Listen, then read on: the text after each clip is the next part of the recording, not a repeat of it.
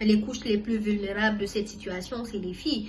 Aujourd'hui, les parents, certains ont perdu leurs emplois, certaines femmes ont du mal vraiment à nourrir la famille parce que l'aspect économique chez les femmes qui travaillent dans les secteurs informels, aujourd'hui le rendement il est très bas.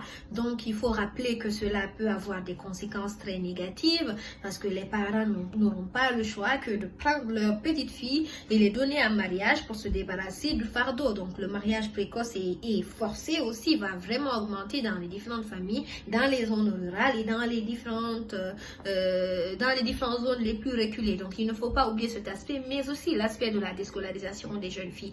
Les filles sont vraiment dans un risque énorme parce que elles risquent vraiment d'être déscolarisées et l'objectif que nous avons toujours voulu risque de ne pas être atteint.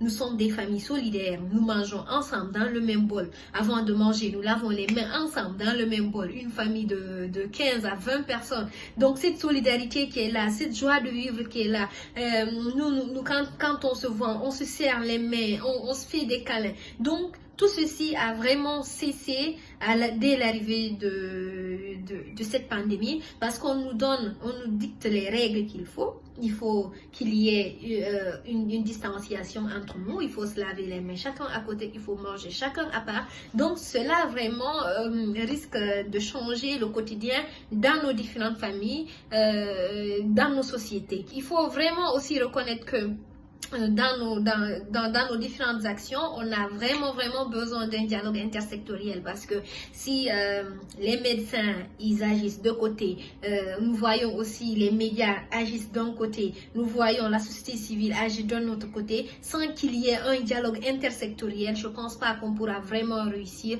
ce que nous voulons. Donc il faut réellement qu'il y ait un dialogue intersectoriel complémentaire en vue d'aboutir à des solutions qui sont concluantes et efficaces.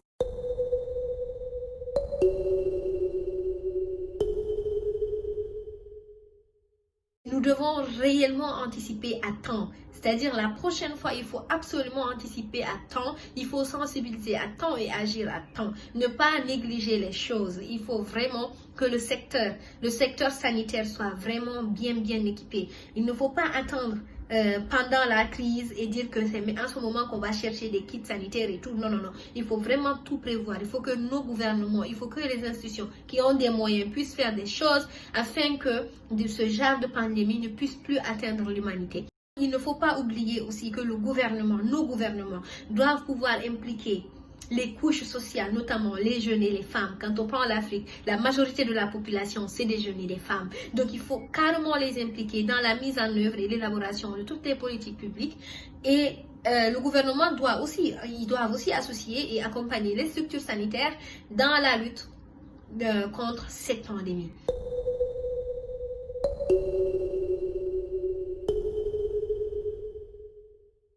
Il serait vraiment important de créer une commission ad hoc qui va accélérer la création d'un vaccin et qui sera partagé pour tous les pays qui ont été touchés. Donc, il ne faut pas seulement rester chez soi, dire que bon, moi je me soucie de mon pays et oublier les autres pays. Quand on a une solution, partageons ensemble. Il y a des médecins, il y a des experts dans tous les pays qui peuvent vraiment utiliser tous les moyens pour trouver une solution pour ne pas que l'humanité périsse dans cette pandémie.